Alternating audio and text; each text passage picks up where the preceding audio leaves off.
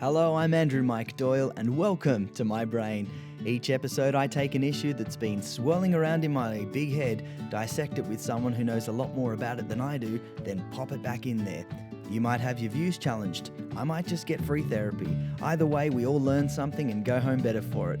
On today's episode, I have the phenomenal Dean Drieberg joining me, Green Room nominated theatre director, creative producer, production and stage manager, and one of the busiest people in our industry these past few months. Also one of the nicest. I'm thrilled he was able to make some time to join us today to share his story and give us first-hand insight into representation and its importance in the entertainment industry in Australia. Dean Drieberg, an absolute pleasure to have you joining me on the show today, so thank you so much for making the time. I want to start off by talking about your background. You were born to Sri Lankan Australian parents and you yourself were born here in Australia. Tell me for you at that time what that experience was like growing up. Yeah. My parents were born in Sri Lanka and they moved over to Australia in the 70s before they met each other. So I grew up in Brisbane in the 80s and 90s. And yeah, it was an experience because I went to schools where I was one of the only people who looked like me other than my brother. And so it was interesting. Like I definitely had bullying, racism, dealt with all of that throughout my school and high school life. And also it's the internal stuff. Like when you know that you are different to everyone else, you tend to internalize things as well and separate yourself and think of yourself differently to all the other people you see around you. But I don't feel traumatized by that sort of thing. I'm aware of that it happened. I'm aware that it wasn't great. I definitely had my moments in primary school in particular where I, was bullied and people would say awful racist things to kind of taunt me and tease me. And yeah, I would probably go home crying to my mum, but I got through all of that. And I think part of the reason why or how I got through that is seeing my parents become very successful in their businesses and knowing that all the things that I was facing in school, my dad, who was a grown man, was facing in a professional industry. So all of the racism that I was getting from school kids, he was getting from high-flying businessmen. And knowing that he had to have a thick skin and succeed, and he was so driven to be successful, and he was is very successful, was quite inspiring. And I guess that kind of helped me through it. It's like, if he can do it, if he can get through this and be so successful and do the things he wants to do in his life, then why can't I? Yeah, that's so inspiring. And I think it really highlights a point that we're going to come back to a bit today. That's the fact that not only do we all need people who inspire us and to aspire to, but we all need people that we can see ourselves in. Now, you started in front of the curtain. Tell me about that experience for you. Yeah, I started young in front of the curtain. I was in a talent school, an agency in Brisbane called Fame. Love it. Kind of like the Fame School in New York. And I mean, I was surrounded by incredible people. Like the Veronicas were in the same year level as me, Courtney Act, Shane Jenick, and a lot of other, other performers as well came out of that school.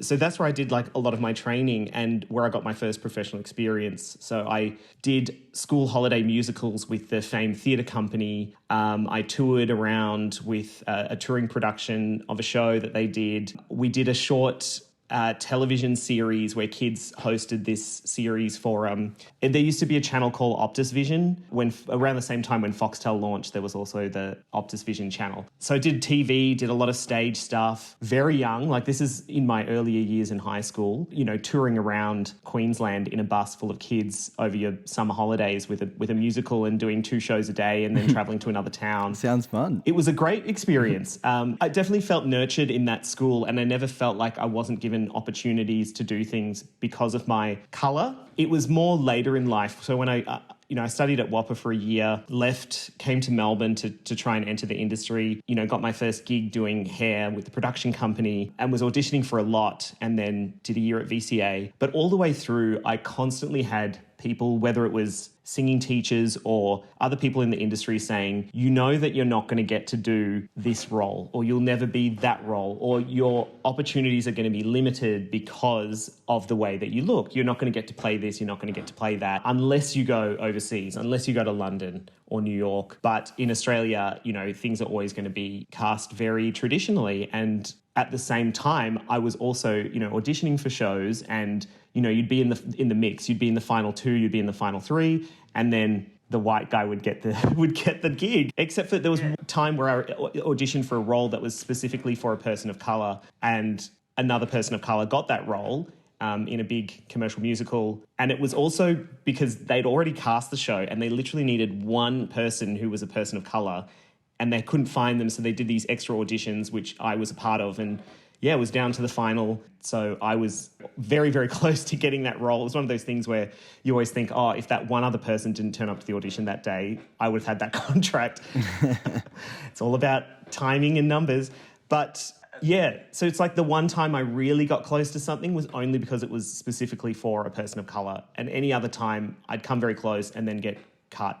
But then in independent theatre, which I kind of discovered in Melbourne, it wasn't the same problem. Like the first indie show I did in Melbourne, I got one of the supporting lead roles. And yes, the role was originated off Broadway by a person of colour, but there was nothing in the script that called for it. And I'm not sure if the role had been cast since with a person of colour. It was just the incredible Norm Lewis originated the role. So what shoes to fill. Slightly big shoes to fill, yeah. And then that same company cast me in another supporting role in another show, which again didn't require them to be a person of colour. So that's why I kind of felt like the independent theatre space was where I could have some kind of a career. Yeah, which might come as a surprise to some people, I think, because you would assume that these professional companies would be the ones leading the way with these changes, especially once big societal shifts take place. You think they would be the first to implement the changes, and then it would trickle down to independent and amateur companies. But it's basically the opposite from what you're saying. Would you say that that's basically what kept you in that independent scene? Yeah, I was kind of in and out. Like any performer, you're not always booked back to back with things. And particularly as with my case, I was only ever seen for particular things that were requiring a person of colour. And also then even that was complicated. Like I remember auditioning for Miss Saigon, but I wasn't Asian, I wasn't Vietnamese, so I wasn't right for that. I remember auditioning for like The Lion King, and it's like not quite right for that, not quite right for the black roles, but definitely not the white roles and not the Asian roles. And there are no Southeast Asian or Indian or Sri Lankan roles that I would be suitable for in music theatre other than that one role in The Secret Garden. So there was like, where do I go? What do I do? So that's when I decided, I was finding that I was working in a cafe more than I was doing the thing that I spent since childhood training for and working towards, being a performer. I was working in a cafe most of the time. That I can completely relate to. Yeah, I mean, a lot of performers can. Not everyone is lucky to be booked back-to-back on contracts. It doesn't always happen. And if you are, like, you're part of a very, very small percent. And that's when I sort of thought, I don't want to be doing this anymore. I think I was like literally washing dirty dishes in a sink at a cafe. And in my head, I'm like, is this it? Like, is this my life? Am I going to be a 56-year-old man washing dishes in this sink? And then a couple months of the year, I've got a contract. Yeah. And I thought, no, I don't want to, this is not what I want to do. Like, I want to be part of this industry. Yeah, absolutely. In a lot of ways, I can relate to some of the things you've said, but I'm ashamed to say that in many ways, I can't relate at all. And that's the problem. That's what we're here to speak about. I'm quite ashamed to say that feeling is something I've never experienced because, for example, if I go for a role or any one of my other white colleagues or friends and we aren't selected on the day, it could be for any number of factors from your vocal range to your height or look or anything. Yet we don't know what that feels like when your race is the determining factor to why you don't book that job. And I can't imagine how that feels. Well, I mean, that's exactly the thing. Like, sometimes you don't even get in the door to try and prove yourself because those barriers are up. Yeah. I mean, some companies are a bit more open. They'll let you come in an audition. But then in order to get the job, you don't have to just be good. You have to be outstanding. In order for a person of colour to get cast in a role normally cast by a white person, you have to be better than great because you have to be able to blow people away so much that they can accept that a person of colour is playing a particular role. And most of the times, it's not specifically written into the script that certain characters have to be white. It's just that people with their unconscious bias think that they have to be. So there's a lot of shows where we've seen it, where we've seen people of color playing roles that were originated by white people, or maybe historically it would be inaccurate for a person of color to be, in a particular position of power or whatever. On the flip side of that, it's not acceptable for a person of color to do that. But on the flip side of that, people don't bat an eyelid when a white man does fake tan and draws on Asian eyes and does King and I. Yeah, that's right. I mean, people can look back at Yul Brynner in the 50s and think what he was doing in that film was shocking. But I mean, the fact of the matter is it's still happening today on stage and screen, from cultural appropriation to just blatant racism in the way people portray characters. So I guess what we're saying is it's going to require a huge societal shift for this to change. Absolutely. And you're right. It's not just about educating and inspiring the industry, but it's also about our audiences and the general public, because they're the ones that are funding this. They're the ones that are coming and buying tickets. So as much as we in the industry are speaking out about this, we do need to make sure that audiences are on board with this as well and that they understand. And I'm also certain that most of the times when people see a person of color on stage in a role that wasn't necessarily written for them, maybe the first few minutes they're like, oh, that doesn't look right. But then after that, I'm sure they won't even think about it. And then by the end of the show, they'll be completely, immersed and involved. Yeah, exactly right. And not even care. Not only will they become used to it, our audiences and us as society should be screaming out for this, because, I mean, it's a far more accurate representation of our true society. And another point I want to make on this is that when I was living in the UK, I noticed it far more, and I'm ashamed to say once again, it triggered something in me because it doesn't happen here so often, is that when I saw a theatre production or some television that I would watch rarely, I would notice how many times they would cast somebody in a role, say for example, an accountant who has a physical disability, the actor playing the accountant, but it had absolutely nothing to do with their character or their storyline. It was simply that actor was cast on their skill, talent, merit, and they happened to have a disability. Now, the shame comes from the fact that I can't recall seeing that very often at all in Australia. That's right. And yeah, it's as I said, it's that unconscious bias thing where people who are casting and the creatives of shows, they have a really specific view on who certain characters should be and what their abilities are and what they look like. And they tend to not see beyond that sometimes.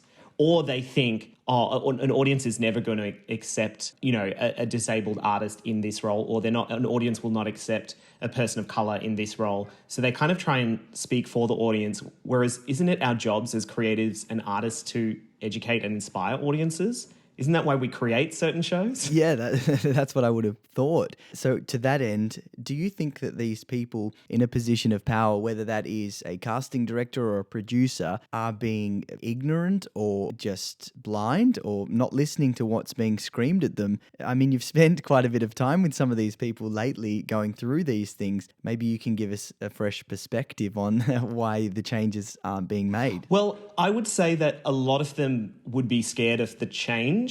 It's a lot of change because it's not as simple as just like, all right, well, from now on, we do things this way. It requires a lot of internal investigation, a lot of self-educating and learning, because, it has to be done correctly. And they have to look within themselves and work out what is their barriers. Why do they not want to cast things a certain way? Why do they not want to be more inclusive? So all of that internal investigation they have to go through.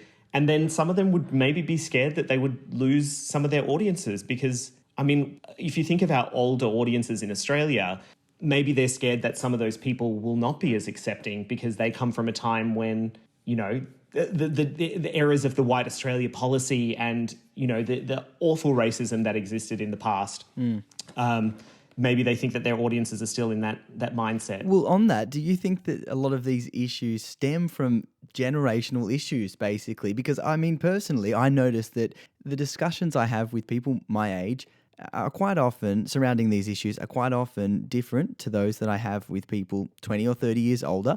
Now, I really don't want to make generalized statements or be ageist in any way, but I really think that these polarizing views can really cause people to completely back away from the issue. For example, the Black Lives Matter movement. I know a lot of people my age are getting one side of the coin from their social media, from their friends, and then another side of it from perhaps people in their family, their parents or grandparents that they're living with at the moment during lockdown. So they're hearing both of these sides coming at them constantly, and it ends up being that they can't handle being part of the issue at all, and they step back. You're so right. And I've heard that exact same story as well from a lot of people where, they're finding there's people in an older generation who are really questioning why all of this does matter and why there is so much noise on this subject at the moment. And maybe it is a generational thing. But I mean, I also have spoken to many people in other generations who are so supportive of it, but also some of them they're not as outspoken. So it's the younger generation and the millennials who blast everything on social media. They're the ones that scream everything from the rooftops, and they're the ones, who are really active and they're really vocal about it. Whereas some people in an older generation, it's not really their thing to be, screaming things from the rooftop. They just kind of, they're on board with it and they believe in it, but maybe they go about it in a more subtle, under the radar kind of way. Yeah, well, I mean, I wanted to ask you about being a good ally and what is the best way to go about that, because it comes down to this in the end about whether you share or don't share, or whether you give your opinion or don't give your opinion. And I know that's another thing that a lot of people I've spoken to about these things find it overwhelming, because they want to be a good ally, but they're not exactly sure how to do it, because if they post too much, they may be taking away the voice of somebody who's involved with that issue directly. And if they don't say enough, they feel like they aren't being supportive. Look, it is tricky, as you said, because, there's not an easy answer to that question, but I think it's a really good question because, yes, some people are completely silent, not saying anything, and that can be damaging because, silence is dangerous because we do need people to speak and acknowledge what's going on. But then at the same time, there are some people who are speaking too much and taking over the voices and overpowering the voices. And that's the thing I always say to people when they're like, how do I be a good ally? I always say, speak out, but decenter yourself from the conversation. So not making it about yourself, essentially. That's right. Don't make it about you. Don't put yourself at the center of it. Just uplift the other people around you. And that can come in the form of sharing things that other people of color have said, asking how you can support them, making a pledge or a commitment to listen and learn. So those are the ways that you can put things out there without putting yourself at the center of it, telling your own narrative about, oh, this is what I do and I'm doing this and I'm supporting that and I'm going to do this and blah, blah, blah. It doesn't have to be all about you. Bring it back to the people who need the support. So share all the things that you think will help educate others and take the pledges and state your commitment to support. Yeah, and follow through on that support with action, depending on what you've pledged. Well, that's true, because there's been a lot of things at the moment. I mean, we all saw the istandwiththequarter.com. A lot of people took the pledge, and there's a lot of really specific points in that pledge. Yeah, I read through it really specifically, actually, because I want to make sure that, if I'm promising to do something, that I'm going to follow through with that. Yeah, and I mean, it was widely adopted. There were so many people posting their tiles on Instagram, saying we stand with the quarter. And I just hope that when we need that support, that those people are going to show up. Absolutely. That they are going to be there, that they are going to speak out, that they are going to educate themselves, they are going to, question things that are happening around them and really, act on those statements in the pledge. Yeah, well, it's a great point that you need to follow through with action on whatever you promise. Otherwise, there's no point to it at all, is there?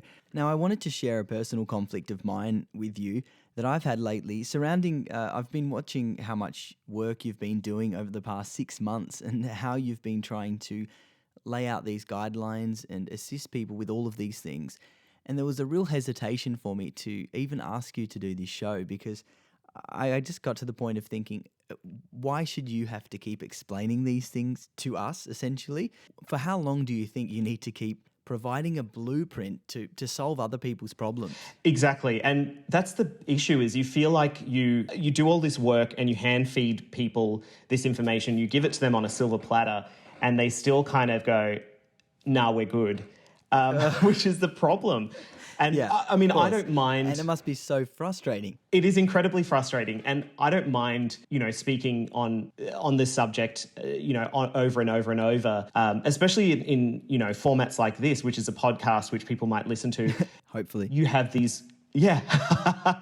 It's when you have a major company or corporation that is benefiting financially from your unpaid labor. That's when it sits funny with me. And that's when I say, I will charge you a consulting fee. If you want me to come in and give you all of this information and you should pay me for that, for my experience and for my labor. Of course, understand. But when it's like this, kind of speaking on these forums, then I'm happy to sort of do that. And I think that's important. Well, we're very glad you're here. So thank you once again. I want to speak about the work you've been doing now, actually. I'll take it back to the Black Lives Matter movement sparking up again earlier this year. And you were at home in Melbourne during lockdown, and you started thinking about all of these issues here at home. And you started doing a lot of work on this. And what went through your head at that time and then caused you to start implementing these changes and start publicly sharing them? Yeah, so, I mean, as awful as it was being in lockdown and knowing that all of your future work had been completely wiped out, and then seeing the Black Lives Matter movement spark up again with the death of George Floyd was really traumatic, and it was awful to see that we're still here, like years later after Black Lives Matter started. We're still here. This is still happening. And I just started thinking, it's the media representation of people of colour, and it's also how we see people of colour in what we consume. So television, films, theatre. That really feeds into a lot of the reasons why people have these racist views, or why people think that people of colour are less and that their lives are worth less than, is because that's how they see them presented in front of them in all forms of art that we consume, other than the black-led things, obviously. So I just started thinking, in Australia in particular, like we have a massive problem in music theatre in particular with, people of colour not getting the same opportunities. A lot of blackface, brownface, yellowface still happening. 2019, it was still happening here in Australia. And we're still getting, a new production announcement with a full white cast. And I thought there should be a policy that theatre companies adopt so that they can be more inclusive. And obviously they're not going to do the work themselves. So I thought I might try and put some ideas down. At the same time, there were these amazing workshops and forums and conversations happening within the Broadway community. And I was really fortunate to be hooked in with some of those people. And I was able to attend those forums and have amazing discussions and listen to incredible people. Like I'm talking Audra McDonald, Cynthia Erivo, Adrienne Warren, like the absolute top of Broadway. And it really opened my eyes, because up until that point, every time I'm in America and I go and see a show on Broadway, I always walk out of the theatre going, wow, how incredibly diverse was that show? Look at all those beautiful black bodies on stage. And hearing these conversations made me realize that all I was seeing was just that. It was just the bodies. I was not hearing their voices. They had no agency. Behind the scenes of these beautiful shows was an all-white creative team telling these people how to be black and dictating what their experience should be. I mean, an all-white writing team, creative team, cast, crew, like all of that. So hearing those issues, I was like, well, it's clear to me that the issue is not so as much what we see on stage, but who's putting that together. And if you change that, if you shift that from up above, if you change the creative team and the producers and the management, that's going to trickle down to what you see on stage. For sure. Right, and you've wonderfully segued to the next thing that I want to speak about, which is the Rob Guest Endowment. Now, for anybody that's not aware of it, this is an Australian Musical Theatre Prize, which is in fact the largest music theatre prize for a young performer in Australia. The prize money this year was $50,000 for the winner, and on their Instagram they said that they had 251 applicants, a record amount of applicants this year for the award. Now, from their 30 semi-finalists that they announced, none of them were BIPOC identifying. Now, this obviously caused a stir, so I wanted to ask you, Dean, firstly, what your initial reaction was to this, and obviously how it made you feel, considering all the work you'd done to put these things out into the industry. Anytime that there's a cast announcement and it's a sea of white faces, there is a circle of people in the industry that we all kind of start furiously messaging each other and go, I can't believe this is happening again. Oh, look, typical, of course, it's another all-white cohort. So I didn't think anything of it this year when I first saw that. It was just my initial knee-jerk reaction of sending the messages to people like, oh, did you see the cohort? Yep, all white, typical. And then it kind of sat with me. I was actually walking my dog, and as I was going on the walk, I just started thinking about it, and I thought, actually, this is really wrong. we're in the middle of a Black Lives Matter movement. And there is so much discussion happening in our industry about how we need to be more inclusive. I had just, 2 months before that had released my extensive guidelines on how theatre companies could be more inclusive. And so amidst all of that, I just thought this is really tone deaf. And how did they see their cohort before they released it and look at it and not think, oh, hang on a second. Yeah. Something is wrong here. Yeah, to go through so many people to get to that. Well, yeah, I would have imagined that it would have passed someone who would have looked at it and said, oh, this is going to be an issue. This is going to be an issue. There's so much conversation happening around this in the industry right now. If we are putting out what we're claiming to be the future of music theatre and the best in the industry between the ages of 18 to 25 right now, and we're saying that doesn't include any people of colour, but no one thought that. No one got there. Yeah, apparently not. There's two things that I want to speak about from what you've just said. The first one is that it's really disheartening, and I'm sad to hear what you just said regarding the fact that whenever these briefs come out, you get that numb feeling, and I'm sure there are many other people around Australia similarly to you that feel like that. So that's quite upsetting to hear. Secondly, it is the fact that, once again, I have to come back to what we were speaking about earlier, that can this come down to a generational thing, but also the fact that it's clearly a sea of white faces making these decisions. Yeah, so you're 100% right. The people, in the committee and the judging panel are of an older generation to my own. I'm not like young generation myself either. Like, I'm 36, turning 37. But these are people of an older generation to myself. Yeah, and I think that's an important point to make, that neither of us are attempting to be in any way ageist to anybody or suggest that it is all people that are older Absolutely not. than us that have these views, because of course there are people our age or younger that have differing views, and there are older people that completely share in the support of these movements. So that's obviously generalization, and I have to say that I think it is far more a white problem than a generational one, if I'm completely honest. So I think that is important to make that point. Super important. Absolutely, 100%. Yeah, but to get back to the point that we're trying to make here, is the fact that you were putting in all this work and you were literally spoon-feeding it to the entire industry, and then something like this happens. Yeah, so as soon as the announcement of the semi-finalists was made, and I had that time to, sit with the thought, get a bit angry, and then see all the comments start to flood through, I was actually shocked, because this was the first time ever that we had so many people calling out this issue. There's Right, so outside of that community that you spoke about earlier. Exactly. Normally it's literally just that circle of people who are like, oh, this is shit. You might get one comment on somewhere going, oh, that doesn't look right. But this was like literally hundreds of messages, comments calling this out. And from people who previously I was like, I didn't know where you stood on this issue, and now you're making a very clear stance, and this is incredible. So the first thing I did was contact Equity Diversity, which is a committee within MEAA, the Artists Union.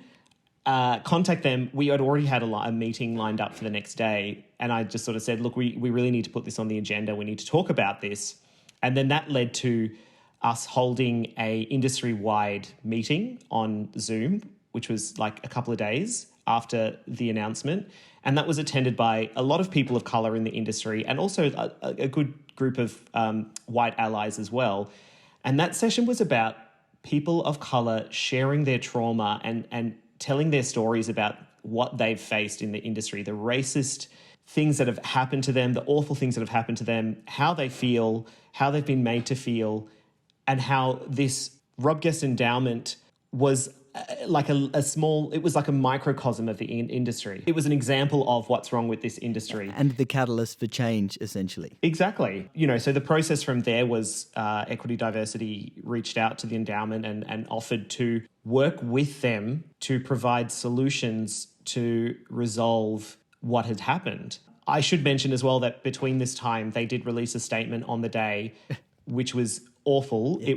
That was I was going to ask about that, which was, it was essentially, in quotation marks, an apology. Yeah, well, I mean, it didn't have an apology in it. It was just a lot of doubling down and the usual statements of, oh, there's just not that many and they're not good enough. These are the best. It is a meritocracy. All of that. So that was even worse than, it was almost worse than seeing the 30 white faces, was seeing that explanation coming out. Where it is, I mean, that statement should have said, we've made a mistake and we will learn and we will do better and we are sorry. And do you think the situation could have been rectified if they had have done that immediately? 100%. Like if they had just, if the apology was an apology, it would have definitely, it wouldn't have escalated as much as it did. And at the same time that we're having this industry discussion, I was contacted by one of the 30 semi-finalists who reached out to say, can you come and speak with our group of 30? Can you speak with the cohort?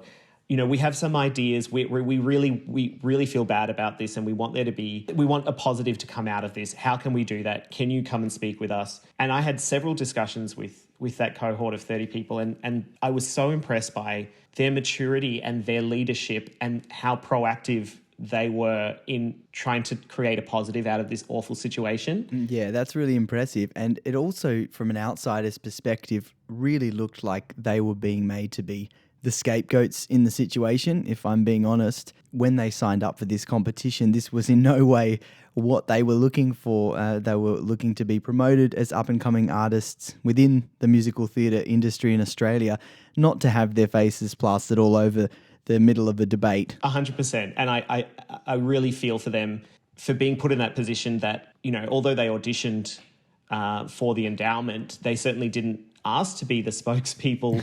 And they didn't sign up for that. They didn't sign up for that, but they all, you know, they rose to the moment and they all were incredible throughout that process. And they showed so much, as I said, leadership. They were leaders. They were being incredible throughout the whole process. And they also came into some of the meetings that we had with larger groups of people of colour in the industry to listen and learn. Yeah, and that's great that such a positive could come out of this situation. From those meetings with these industry people, what came out of those? We created a log of claims based on those discussions of areas of improvement that needed to happen for the endowment to be more inclusive. And they were things like pulling apart the process and identifying where the barriers were for people of colour, whether it be in eligibility criteria or in simple things, you know, what is the judging process? Like how many judges are in the room? How do they judge? Who are those judges who, you know, we know were all white judges? There's a problem. And then other things of like, you know, how do we rectify the issue this year with the current year?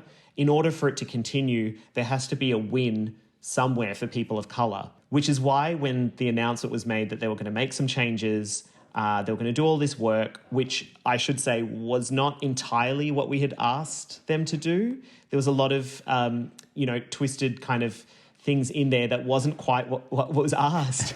Right, so more of a token gesture or show of support, I guess. Yeah, I guess it was like offering solutions that weren't completely inclusive still.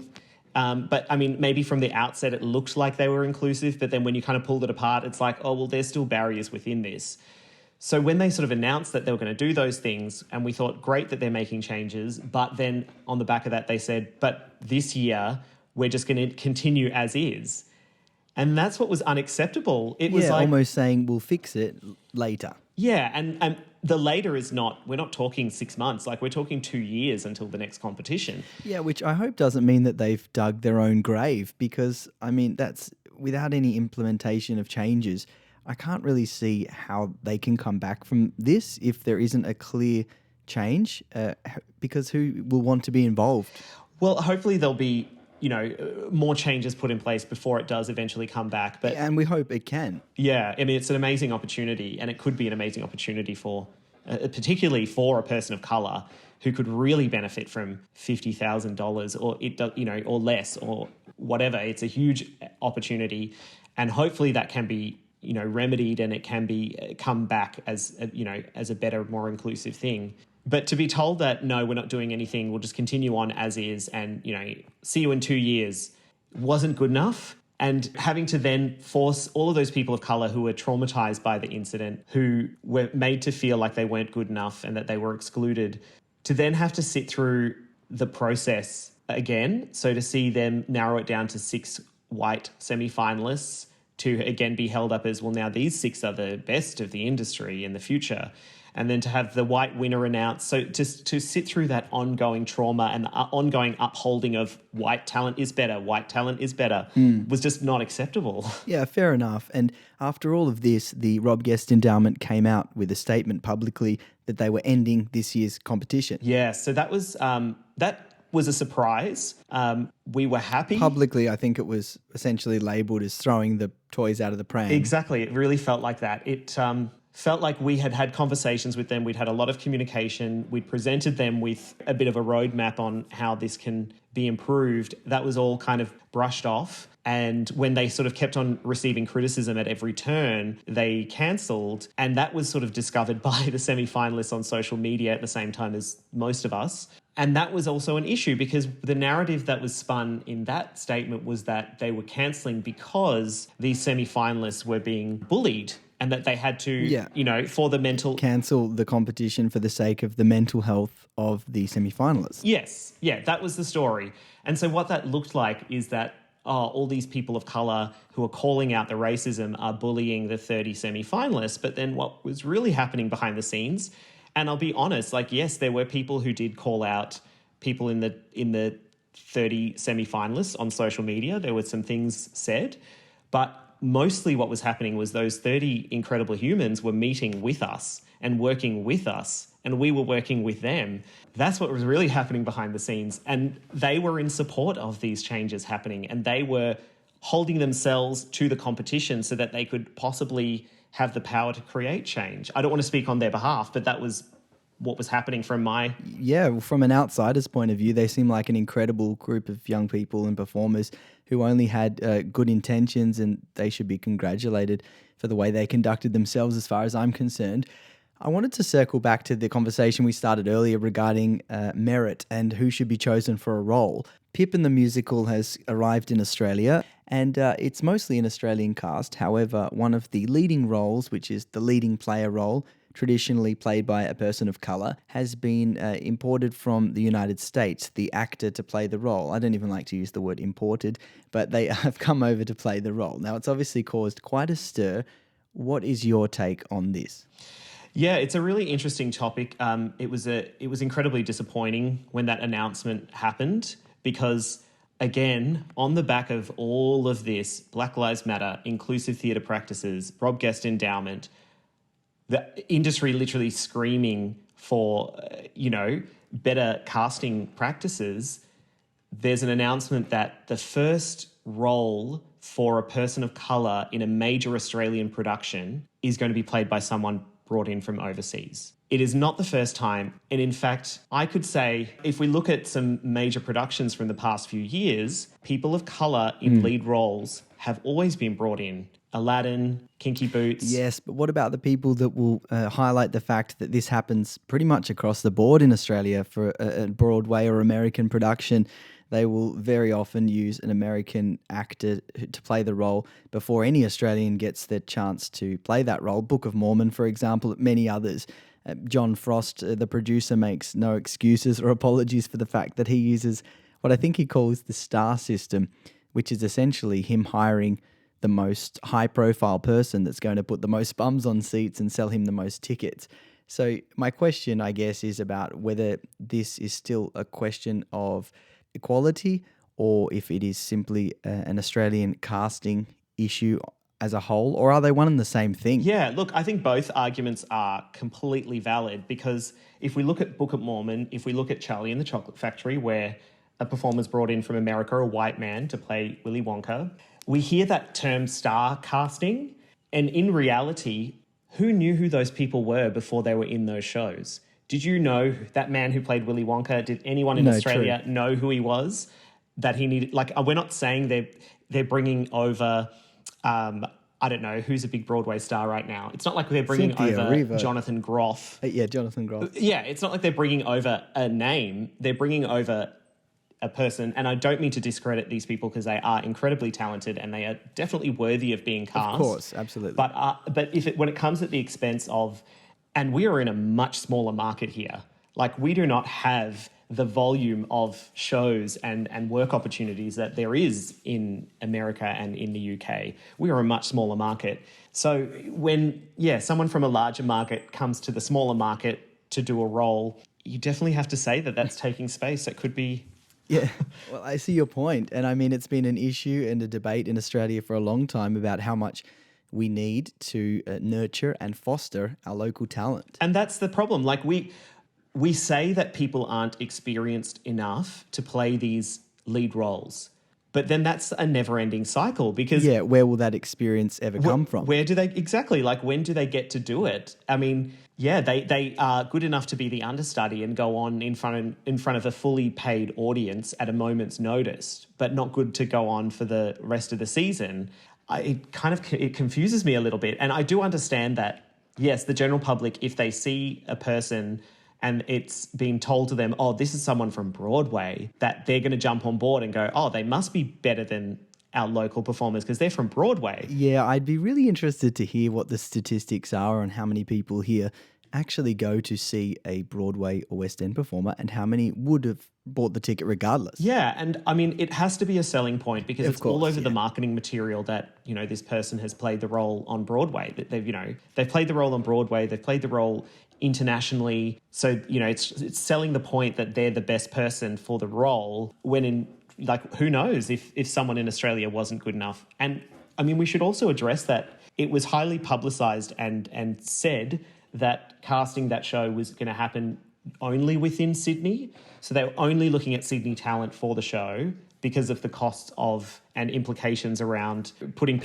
making people travel interstate during a pandemic. So that was the thing that, a lot of people were told, oh, we're not taking submissions from other states. Yet somebody from the other side of the world was cast in the role. Yeah. So you could see why people were hurt by that as well, because it's like, oh, well, I couldn't even submit, but someone from America could.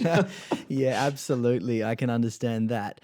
Another thing to come out of that cast announcement was the fact that people were commenting how multicultural the rest of the casting was, which is fantastic. However, I don't feel like you would probably agree that we're at the point where we can pat ourselves on the back for that much. That's right. I mean, people want to be celebrated for doing the bare minimum. Yeah, which should be the minimum. It should just be the minimum, and that's what's accepted. It's when you go over and beyond, that's when we give you the pat on the back. That's when you get the pat, yeah. Had they had that exact same cast, but maybe a local person of colour in that role, they would have had that pat on the back because it's like, first opportunity to do good and to send a message to this industry that, yes, we are on board with this, and it was failed. It was a misfire. Yeah, and at what point do you think this is a responsibility of casting directors and production companies, and where does a personal responsibility come into it? Yeah, so I think what some of our white allies should realise is the reason why we are asking them to not take up space for people of colour is because we need to level the playing field. So what's happening is right now there are additional barriers in front of people of colour to get the same level of inclusion as white people. So by stepping aside and allowing those people in, it's not going to do you a disservice as such. It's levelling the playing field. It's creating equal opportunities across the board. That doesn't exist at the moment. And, it won't exist when white people keep turning up to audition for roles that are ethnically specific. It means that they're going to take the spot of someone else who could have been in that, a person of colour that could have been at that audition. We often hear people saying, oh, we're already seeing X many people for this thing. But if there's people in there that maybe shouldn't be there, they're taking space. Yeah, and that's why I wanted to speak about this, because this is a new kind of concept for me that I hadn't really thought about a lot. The fact that this is a personal responsibility of people to decide when and where they should be taking that position. Because, I mean, it is a dog-eat-dog world in the entertainment industry, and if somebody gets up for a role, they'll take it. That's understandable. But, yeah, it really has to come down to your personal decisions. And that's a thing that people need to decide for themselves. And I'm only talking about, ethnically specific roles with that. But just in general, because we don't have a truly colour-conscious casting system in Australia, we only tend to cast people of colour if they are like ridiculously exceptional, or if the role requires it. Yeah, it's a great point that you make, and I think one that a lot of people will now be thinking about.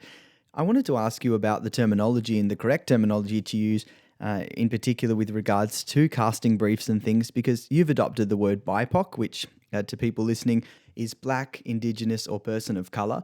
However, some people that would fit into that group of people don't like the term being used. Therefore, what should people adopt to be culturally sensitive and inclusive? Well, originally the term was just people of colour, but what we found during the Black Lives Matter movement, both in America and in Australia, was that we needed to separate the experience of Black and Indigenous people from other people of colour. For example, my history and my past, I don't relate to the experience of Black people or Indigenous people who have suffered from genocide and slavery and those atrocities.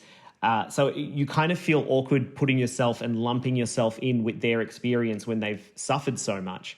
And that's why it was important to emphasize and put them first in the conversation. Yeah, so it's just giving a stronger voice to that group of people within that group and highlighting another identity. Yeah, just to emphasize that there's a problem here and we really need to uplift these people and we need to identify that this is specific to their culture, that these issues are happening, and not just lump all people of colour into the same conversation, because I feel, again, it's like that thing. I feel like I'm taking the space of an Indigenous person or a Black person who is suffering far worse than my culture is. Not my culture so much, but my people. And so it's important to do that. But then at the same time, I've had so many discussions, mostly with First Nations people, because it's more, for me, it's more important how they feel about it than how I feel about it. Some of them are of the belief that we don't need to say BIPOC, because you could just say BPOC, like Black, because a lot of Indigenous people identify as Black. Yeah, what is it when people use the term Black but with a C in brackets? The C in brackets, because a lot of Indigenous people identify as Black, B-L-A-K, and it sort of differentiates from like African American Black, B-L-A-C-K. So sometimes the brackets allow for that word to be used in the context of an African person or African American person or an Indigenous person at the same time. And again, it's about not necessarily lumping them all into the same word, but spelling the word in a way that it's inclusive of both. Right, Dean, I'm certainly learning a lot today, so this is fantastic. Yeah, so that's why, I've had lots of discussions with also African Australian, African American people, African as well, about if they think it's important to put the BPOC or BIPOC acronym out there, and you get many different ideas on that, and there are a lot of Indigenous people who don't like the use of BIPOC. They prefer BPOC, the Black with the C in the brackets. And there's others that really like it because they're like, well, some Indigenous people, do identify as Indigenous and maybe not necessarily. Yeah, it's all personal. Yeah, so there's so many different ways. That's right. Essentially, it's all personal choice and preference, and that's everybody's right to have. I hope that one day very soon we won't need any of these labels. and of course, exactly. a casting brief can come out that is open to everybody, but also actively encouraging them to apply. It's funny that we have to separate ourselves. Yeah, for sure. I mean, we shouldn't have to, should we? That's the whole point. But thankfully, some incredible initiatives have come out of these situations, many that you've been a part of lately and still are, namely the People of Cabaret, that you are Director of Administration and Production, and the AOC initiative. Would you like to speak about this? Yes, I'll talk about the People of Cabaret first. So the People of Cabaret was started by a performer called Miss Cairo, who is an incredible trans woman of colour who has had this idea brewing for a very long time about creating a council of people of colour in the cabaret industry. So cabaret industry is a broad term. It's not just what we think of, the music theatre performer that have their side hustle of doing a one-person show. Cabaret is also inclusive of burlesque artists, drag artists, circus performers. So it is quite a broad industry, but there's no like MEAA kind of regulations around the cabaret industry. It's all very loose. There's a lot of times where some of those artists get paid, in cash, random amount. So it's not really regulated or, there's not a lot of order or process around it. It's just a very hybrid thing. So Miss Cairo wanted to create a council that can give advice around that industry and also uplift people of color in that industry, because it is an area where there tends to be a lot of appropriation and racism and exclusion. And yet there are some incredible people of color in that industry in Australia alone. And so Miss Cairo wanted to bring together a group of people from different parts of that industry. Myself, being the more music theatre side, other people who are from, the drag industry, other people from the burlesque, cabaret artists like the incredible Mama Alto.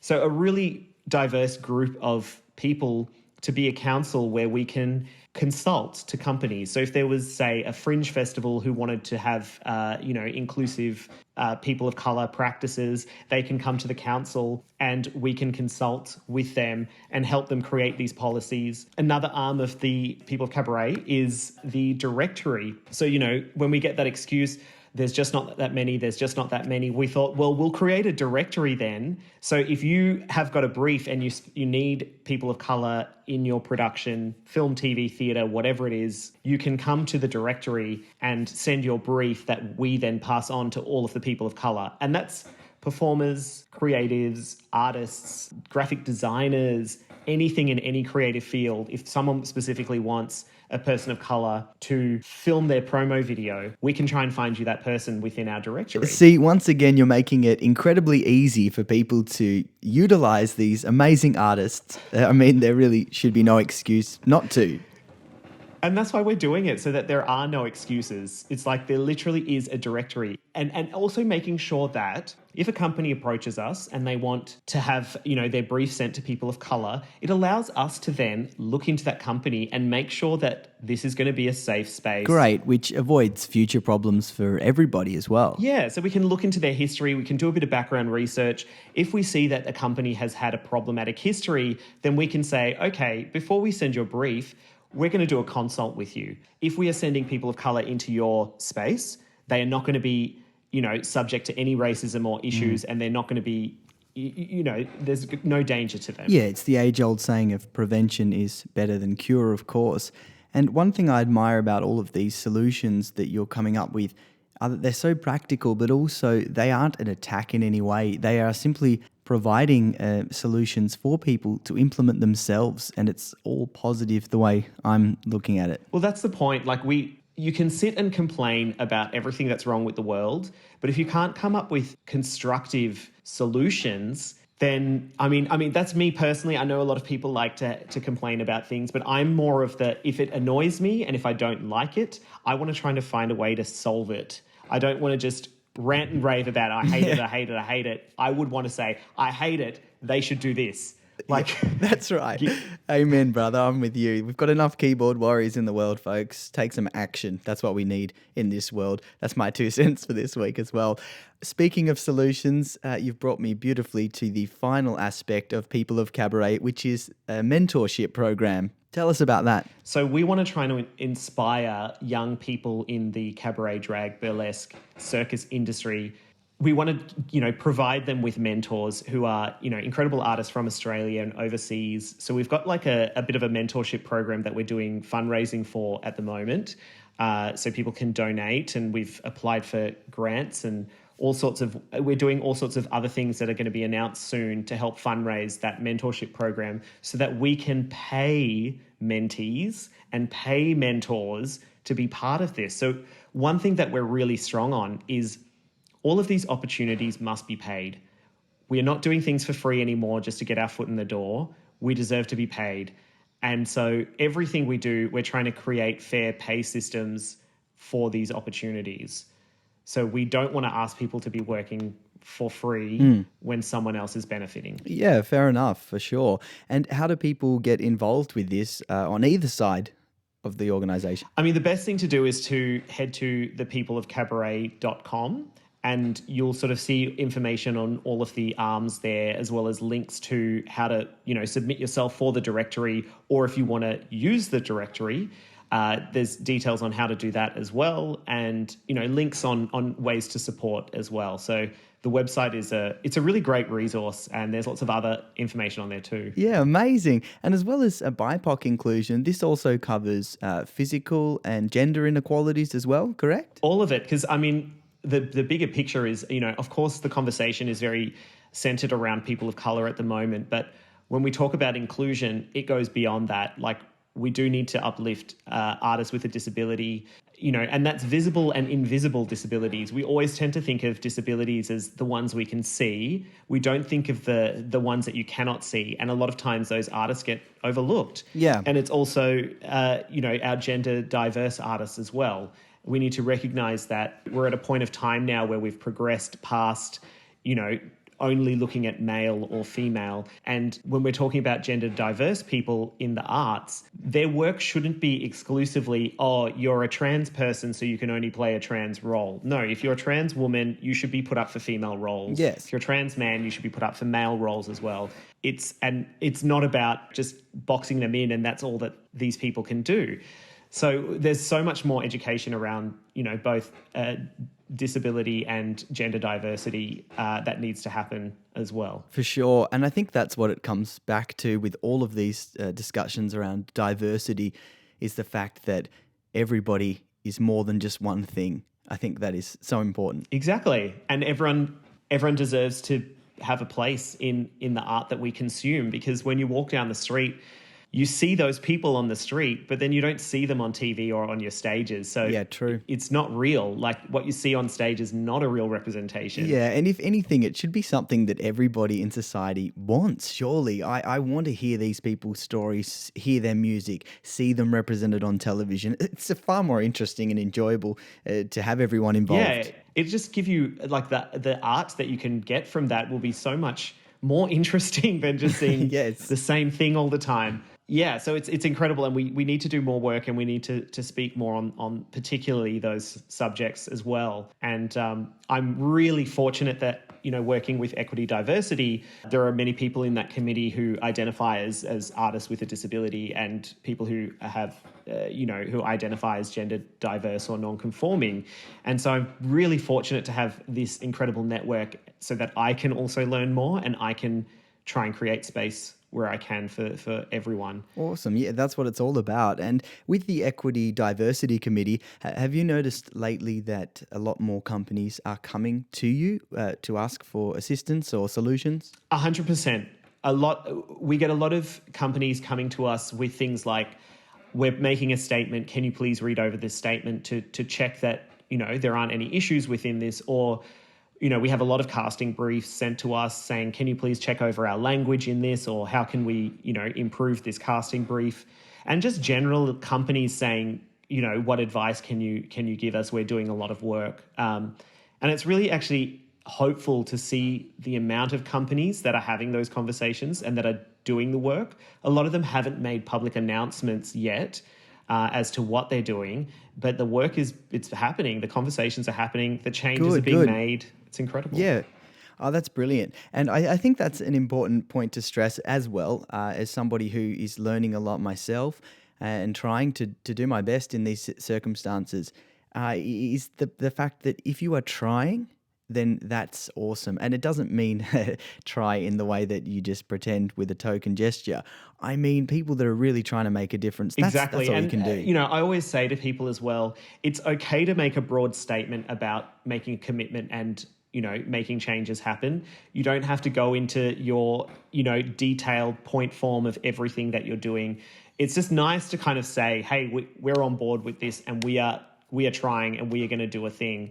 That's really powerful. Yeah, one step at a time, but also I'm sure that a lot of strength can be drawn from all those shows of support. Yeah, and I mean, I always say as well, it's not a sprint, it's a marathon. These things take time. Systemic change doesn't happen in 48 hours. It's something that needs the time and the thought put into it. Otherwise, there will be mistakes made. And you may not get it right first time either. Exactly. And if you do take the time with it and sort of just step through it, you might make some missteps along the way, but at least you have then the time to resolve that and learn.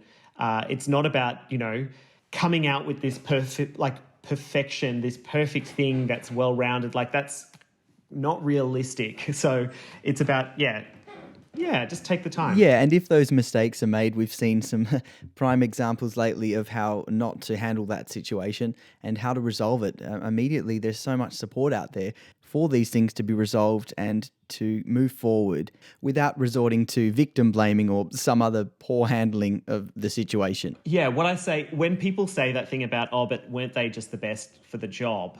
I always say, the best according to who, though?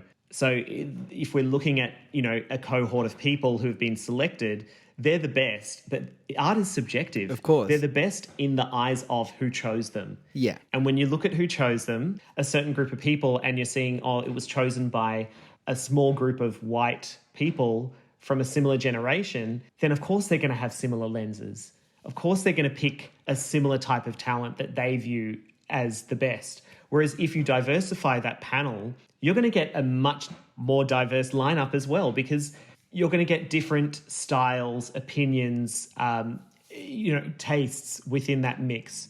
So this is where the AOC is so important and so brilliant, is that to start with, the AOC panel is made up of 25 people. 25 people. And an incredible mix of artists as well. Yeah, and if we're talking about the range of that 25 judges, we're talking about a range of ages, a range of experiences, a range of styles and tastes. Yeah, some real varied mediums as well. Yeah, like people from different art forms even. Of course that these 25 people are going to view talent and rate talent very differently. So then the capture that you're getting in the finalists, in the semi-finalists, is probably a more realistic, broad view of talent, not a narrow-minded view of talent. And it's through multiple lenses of, as I said, ages and styles and tastes.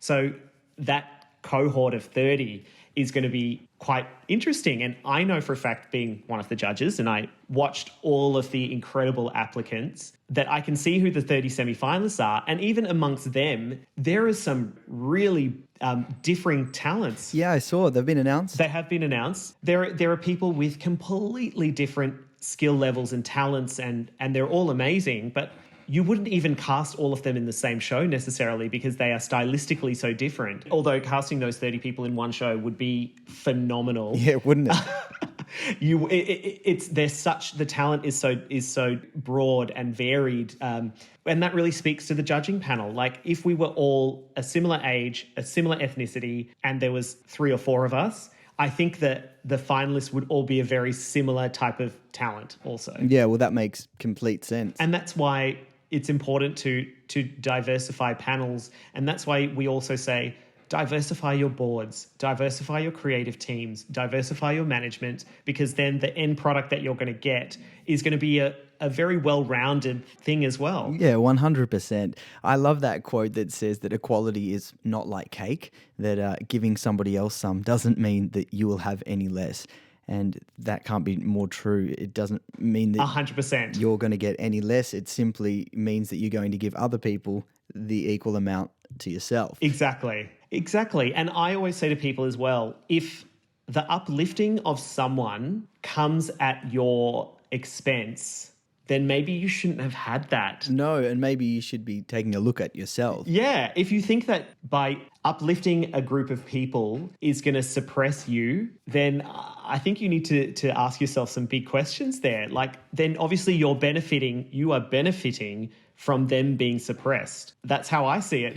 Yeah, well, and that's how I see a lot of these issues as arising from people's fear. Anything that insists that there's going to need to be some big changes, there's always fear from the opposing side. And I think when people start to realize that all of these things are exciting for not only our entertainment industry, but the society as a much bigger whole, then they will get on board, and I sure hope they do. Exactly. I mean, if you were good enough to be cast in the show in the past, then when we're more open to having different talent in the room, you're still going to be good enough. It doesn't make you, you're not going to be seen as not good enough. If you're the best person for the job, you're the best person for the job. You're still going to get it. It's not about erasing or, taking white people out of the picture. It's just about, as I said, leveling the playing field and creating equality across the board so we're all equal. Of course, there should be space for everyone. That's right. I couldn't have put it better myself, Dean. I want to finish off today by asking what you think realistically we can expect for the future in these areas and what you would ideally like to see happen. Yeah, I'm hoping that, this downtime has created space for producers and companies to really think about what product they're going to be offering in future years. We've had Darlinghurst Theatre Company make an incredible statement that from after next year, they're going to have at least 50% of their full employ be people of colour. And that is across staff, creatives and cast. And they're already, making huge changes. There are other companies making similar commitments. So I hope that everyone gets on board with this and that what we start seeing is that we start seeing people of colour in more creative positions so that they can direct shows and create shows through their lens, which then gives opportunity for people of colour to be cast in them. I hope that we start centering people of colour in marketing. It's not just, the poster for the show is the white, the beautiful white leading lady, that maybe it's the beautiful black leading lady. I think, it's important how we market shows and how we uplift people of colour in visual, storytelling. And I also hope that we start giving more opportunities for emerging creatives who are people of colour, to also give them the opportunity to learn the craft and to, fine tune their craft so that they can also get those jobs. Because we always get told, no one's experienced enough. No one's experienced enough. I mean, we've said this earlier. They're just not experienced enough to take this job on. It's like, well, how do you create that experience for them then? How can you help that person rise to be good enough to take on this job? And that's right. Across our entire entertainment industry in Australia, let's continue fostering and nurturing that young talent. And speaking of, to finish on a really positive note, the AOC initiative I saw the other day was up to $25,000 raised for that award, and they've moved their target, I think, to $40,000. I think, isn't it incredible? I know. It is outstanding, yes. And people can still, I believe, donate up until another couple of months, I think maybe December. So it's so inspiring to see that. Yeah, and this has all happened just how quickly? In like less than a month, in a month maybe? That is amazing. And Tarek Frimpong is organising this. Tarek Frimpong is incredible. Brilliant job just to get this all up and running and bring in so many incredible artists to assist him with it, yourself included on the panel. Well, all credit goes to Tarek. He is still a young man in this industry, and he has done this work on his own. Like all of these other competitions and organizations, there are committees and there are panels and blah, blah, blah. This is Tarek. This is one man who did all of the research, built this whole thing on his own. And then he brought, my involvement is as a judge, and he brought us 25 judges on board. Incredible job. And he's done it all by himself. So it's incredible, and it shows how outstanding people of colour can be. Like, we can really do anything. You can say that again. And it certainly shows that you are here. Speaking of Vidya Makin's song recently, where she put out an Instagram post to see how many people of colour would want to be a part of this song that she wrote. Yes, like it was literally, I think she said, if you're between the ages of 18 to 25, and if you're a BIPOC or culturally and linguistically diverse performer, hit me up.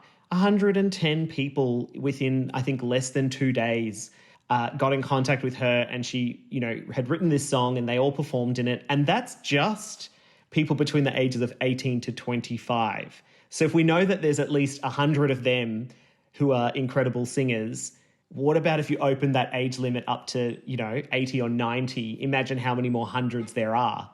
Right on. Yeah, exactly. Seek and you shall find, I think, is the point there. It's the seeking that's what needs to happen. That's exactly right. And a brilliant point to finish up on today, Dean. I thank you so much for being here. I really have appreciated your insight and your generosity in giving your time and expertise. I think everybody listening will have learnt so much, and I hope that they can take those practical actions out into the world, and you're such a force to be reckoned with, so I wish you all the best moving forward. Thank you so much, and thank you for being a good friend and a good support through all of this, and for giving me this platform to speak on as well. That's so important. And that's part of the solution is to provide platforms and ways for people to speak. The pleasure is all mine. In the words of legendary boy band 5, we need to keep on moving, folks. Thank you once again, Dean. You're a legend. If you want to find out more about AOC Initiative or People of Cabaret, check them out on their socials. Dean J. Drieberg is where you'll find him. And I'm Andrew Mike Doyle. Thanks for lending me your ears. I'll see you next time.